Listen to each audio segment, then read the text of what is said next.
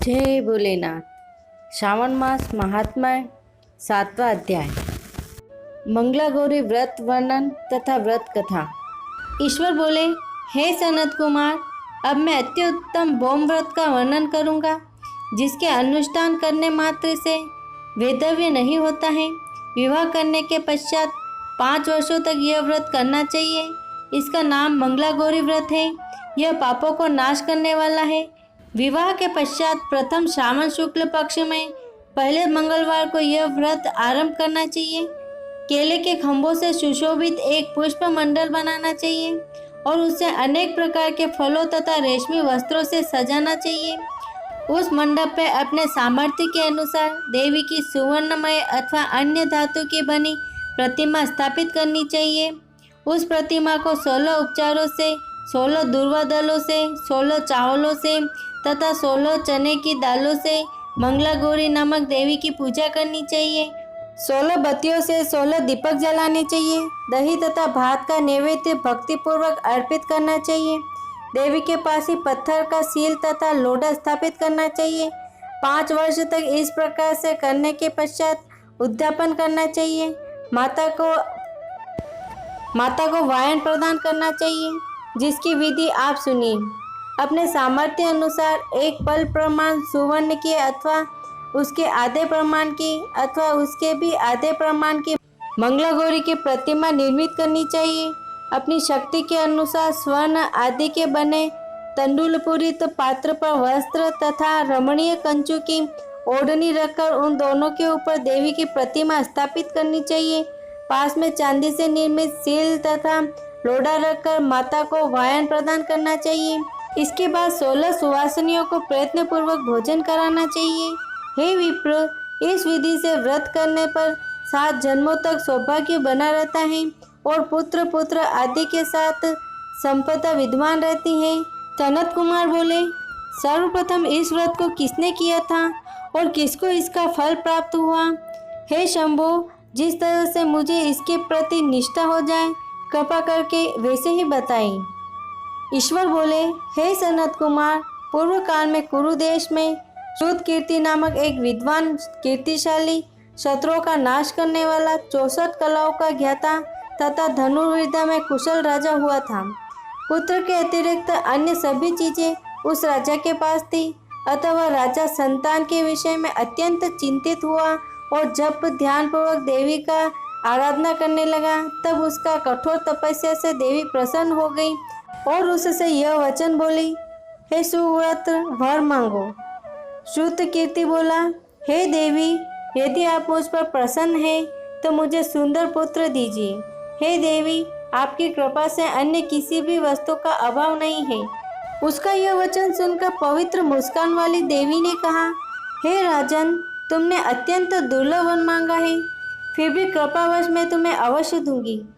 किंतु हे राजेंद्र, सुनिए, यदि परम गुणी पुत्र चाहते हो तो वह केवल 16 वर्ष तक जीवित रहेगा, और यदि रूप तथा विद्या से विहीन पुत्र चाहते हो तो दीर्घजीवी होगा।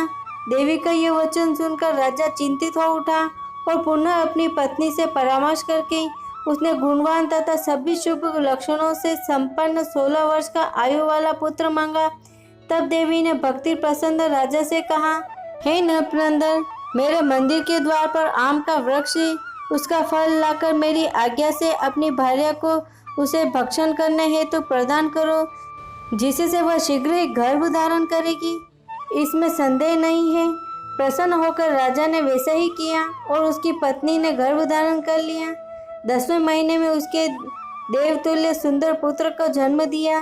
तब हर्ष तथा शोक से युक्त राजा ने बालक का जातकर्म आदि संस्कार किया और शिव का स्मरण करते हुए उसका नाम चिरायु रखा। इसके बाद पुत्र के 16 वर्ष के होने पर पत्नी सहित राजा चिंता में पड़ गए और वे विचार करने लगे कि यह पुत्र बड़े कष्ट से प्राप्त हुआ है और मैं इसकी दुखद मृत्यु अपने ही सामने कैसे देख सकूंगा। ऐसा विचार करके राजा के पुत्र को अपने मामा के साथ काशी भेज दिया। प्रस्थान के समय राजा की पत्नी ने अपने भाई से कहा कि कार्पटिक का वेश धारण करके आप मेरे पुत्र को काशी ले जाइए। मैंने भगवान मृत्युंजय से पूर्व उसमें पुत्र के लिए प्रार्थना की थी और कहा था कि हे विश्वेश, आप जगतपति की यात्रा के लिए मैं उस पुत्र को अवश्य भेजूंगी। अतः आप मेरे पुत्र को आज ही ले जाइए और सावधान पूर्वक इसकी रक्षा कीजिए। अपनी बहन की यह बात सुनकर भांजे के साथ वह चल पड़ा। कई दिनों तक चलते चलते वह आनंद नामक नगर में पहुंचा। वहाँ सभी प्रकार की समृद्धियों से संपन्न वीरसेन नाम वाला राजा रहता था। उस राजा की एक सर्वलक्षण संपन्न युवावस्था प्राप्त मनोहर तथा रूप लावण्यमय मंगला गौरी नामक कन्या थी। सभी उपनामों को तुच्छ करके सौंदर्य अभिवृद्धि को प्राप्त वह कन्या किसी समय सखियों के साथ नगर के उपवन में क्रीड़ा करने के लिए गई हुई थी। उसी समय वह चिरायु तथा उसका मामा वे दोनों भी वहीं पहुंच गए और उन कन्याओं को देखने की लालसा से वह विश्राम करने लगे। इस बीच विनोद पूर्वक क्रीड़ा करती है उन कन्याओं में से किसी एक ने कुपित होकर राजकुमारी को रांधा, यह कुवचन कह दिया। तब उस अशुभ वचन को सुनकर राजकुमारी ने कहा, तुम अनुचित बात क्यों बोल रही हो? मेरे कुल में तो इस प्रकार की कोई नहीं है। मंगला गौरी की कृपा तथा उसके व्रत के प्रभाव से विवाह के समय जिसके सर पर मेरे हाथ से अक्षत पड़ेंगे, हे सखी, वह यदि अल्प आयु वाला होगा तो भी वह चिरंजीवी हो जाएगा। इसके बाद वह सभी कन्याएं अपने अपने घर चली गई। उसी दिन राजकुमारी का विवाह था। ब्राह्मिक देश के दंडधर्मा नामक राजा के सुकेतु नाम वाले पुत्र के साथ उसका विवाह निश्चित किया गया था। वह सुकेतु विद्याहीन, कुरूप तथा बहरा था। तब सुकेतु के साथ आए हुए उन लोगों ने विचार किया कि इस समय कोई दूसरा श्रेष्ठ वर ले जाना चाहिए और विवाह संपन्न हो जाने के बाद वहां सुकेतु पहुंच जाए। उन लोगों ने चिरायु के मामा के पास जाकर याचना की कि आप इस बालक को हमें दे दीजिए जिससे हमारा कार्य सिद्ध हो जाए। इस पृथ्वी पर परोपकार के समान दूसरा कोई धर्म नहीं है। इसकी बात सुनकर चिरायु को मामा मन ही मन बहुत प्रसन्न हुआ, क्योंकि इसने उपवन में पहले ही कन्या मंगला गौरी की बात सुन ली थी। फिर भी उसने एक बार कहा कि आप लोग इसे किस लिए मांग रहे हैं? कार्य की सिद्धि हेतु वस्त्र, अलंकार आदि मांगे जाते हैं, वर तो कहीं भी नहीं मांगा जाता। तथापि आप लोगों का सम्मान रखने के लिए मैं इसे दे रहा हूँ। इसके बाद चिरायु को वहाँ ले जाकर उन लोगों का विवाह संपन्न कराया। सप्तपदी आदि के हो जाने पर रात्रि में शिव पार्वती की प्रतिमा के समक्ष उस चिरायु ने हर्षयुक्त होकर मंगल गौरी के साथ शयन किया। उसी दिन चिरायु के 16 वर्ष पूर्ण हो चुके थे और अर्धरात्रि में साक्षात काल सर्प रूप में वहां आ गया। इसी बीच संयोगवश राजकुमारी जाग गई। उसने उस महासर्प को वहां देखा और वह भय से व्याकुल होकर कांपने लगी। तभी उस कन्या ने धैर्य धारण 16 उपचारों से सर्प की पूजा की और पीने के लिए उसे दूध दिया। उसने दीनता भरी वाणी में उस सर्प की प्रार्थना तथा प्रस्तुति की। मंगला गौरी प्रार्थना करने लगी कि मैं उत्तम व्रत को करूंगी जिससे मेरे पति जीवित रहे। ये जिस तरह से चिरकाल तक जीवित रहे, आप वैसा कीजिए। इतने में सर्प वहाँ स्थित एक कमंडलू में प्रवेश कर गया और उस मंगला गौरी ने अपनी कंचुकी से उस कमंडलू का मुंह बंद कर दिया। इसी बीच इसका पति अंगड़ाई लेकर जाग गया और अपनी पत्नी से बोला, हे प्रिय, मुझे भूख लगी है। तब वह अपनी माता के पास जाकर खीर, लड्डू आदि ले आई और उसके द्वार दिए भोज्य पदार्थ को उसने प्रसन्न मन होकर खाया। भोजन के पश्चात हाथ धोते समय उसके हाथ से अंगूठी गिर पड़ी। तांबुल खाकर वह पुनः सो गया। इसके बाद मंगला गौरी कमंडलों को फेंकने के लिए जाने लगी। विधि की कैसी गति है कि उस कमंडलों में से बाहर की ओर जगमग करती हुई हार कांति को देखकर वह आश्चर्यचकित हो गई। घट में स्थित उस हार को उसने अपने कंठ में धारण कर लिया। इसके बाद कुछ रात शेष रहते ही चिरायु का मामा आकर उसे ले गया। इसके बाद वर पक्ष के लोग सुकेतु को वहां ले आए। उसे देखकर मंगला गौरी ने कहा कि यह मेरा पति नहीं है। तब उन लोगों ने उनसे कहा कि हे शुभे, तुम यह क्या बोल रही हो? यहाँ तुम कोई और परिचय हो तो उसे हम लोगों को बताओ। मंगला गौरी बोली, जिसने रात्रि में 9 रत्नों से बनी अंगूठी दी है, उसकी अंगुली में यह डालकर परिचय निशानी देख लें।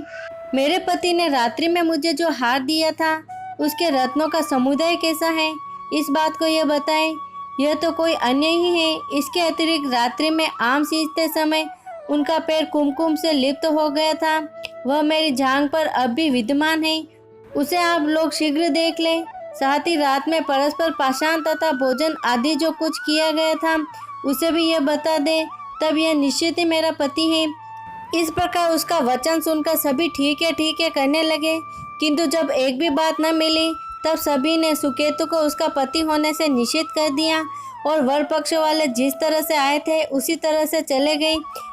उसके बाद अपने वंश को बढ़ाने वाले महान यश से संपन्न तथा परम मनस्वी मंगला गौरी के पिता ने अन्नपान आदि का सत्र चलाया। उन्होंने वर पक्ष का वृतांत कानों कान सुन लिया कि स्वरूप से क्रूर होने के कारण लोगों के द्वारा किसी अन्य को वर के रूप में आदरपूर्वक लाया गया था।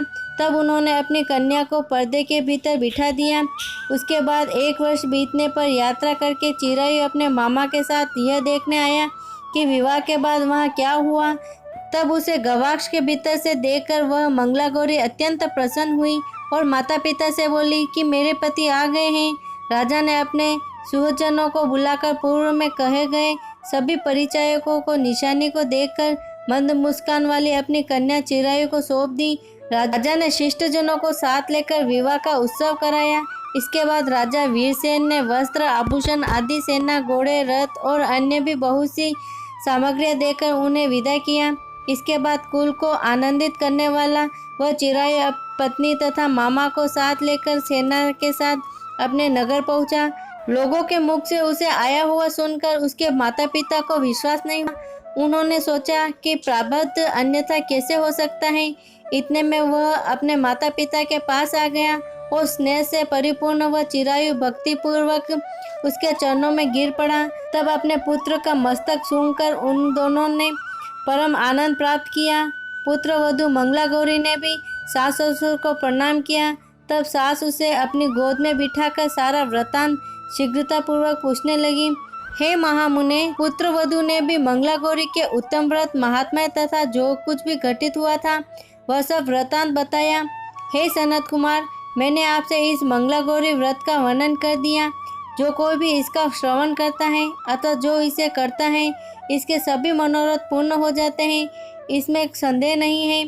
सूत जी बोले, हे ऋषियों, इस प्रकार शिवजी ने सनत कुमार को यह मंगला गौरी व्रत बताया और उन्होंने सभी कार्यों को पूर्ण करने वाले इस व्रत को सुनकर महान आनंद प्राप्त किया।